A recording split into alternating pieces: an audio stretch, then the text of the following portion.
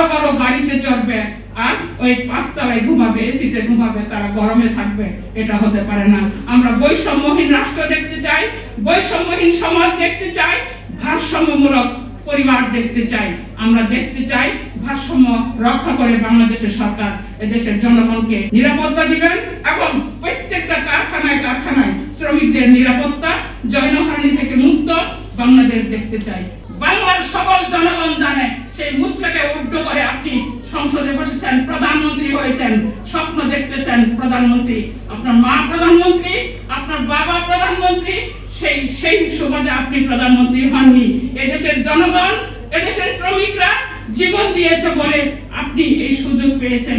সেই সুযোগ যদি আপনি হারান, আপনাকে আর কোনোদিন সুযোগ কেউ দিবে না। তাই আমি বিনতিভাবে বলতে চাই, অনতি বিলম্বে শ্রমিকদের অধিকারের কথাগুলো ভাবেন এবং শ্রমিকদের বেতন ভাতার যে সুরক্ষা দেওয়া দরকার সেই সুরক্ষা দেন।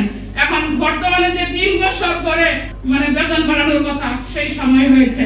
মালিকরা দাম বহন করছে, তারা এখন বেতন বাড়াবে না, আগামী 2 বছর এইভাবে নিবে, আগের ইয়েতে চলবে। বর্তমানে ইয়েতে যদি দেশ চলে, শ্রমিকদের বেতন কেন বাড়বে না? তাই আমি শ্রমিক ভাই বোনদেরকে উদ্যত আহ্বান জানাবো, ঐক্যবদ্ধ আন্দোলন করে। পাঞ্জাবের জগতে একটি বিশ্বস্ত নাম, শাবাব এথনিক ওয়্যার।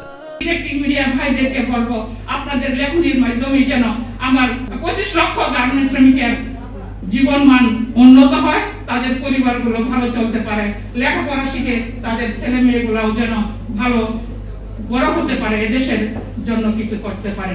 শুধু তারা জীবন দিয়ে দেশকে রক্ষা করবে, দেশের মানুষকে রক্ষা করবে।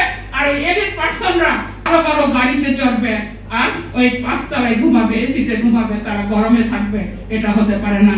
আমরা বৈষম্যহীন রাষ্ট্র দেখতে চাই, বৈষম্যহীন সমাজ দেখতে চাই, ভারসাম্যমূলক পরিবার দেখতে চাই।